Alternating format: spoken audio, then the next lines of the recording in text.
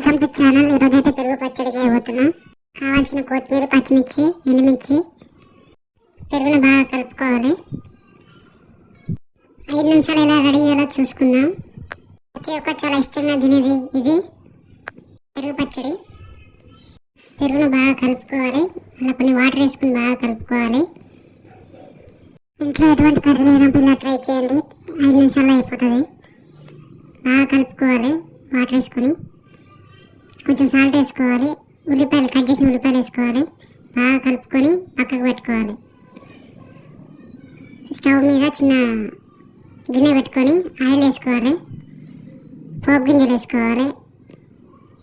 కొన్ని పోపు గింజలు వేసుకోవాలి టేస్ట్ కొరకు. ఎండుమిర్చి 2, కారం తగ్గట్టు, పచ్చిమిర్చి 2, కరివేపాకు వేసుకొని బాగా కలుపుకోవాలి. దంచిన ఎల్లిపాయలు, అట్నే కొంచెం పసుపు వేసుకోవాలి బాగా కలర్ కోసం. నేను తక్కువ తింటాం కాబట్టి పసుపు తక్కువ వేసాం. బాగా కలుపుకొని ఇందులో వేసుకొని బాగా కలుపుకొని రెడీ అయిపోతుంది. లాస్ట్కి కొంచెం కొత్తిమీర వేసుకొని బాగా కలుపుకోవాలి.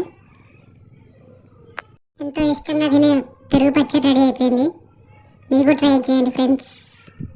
Please do subscribe and like, share, comment.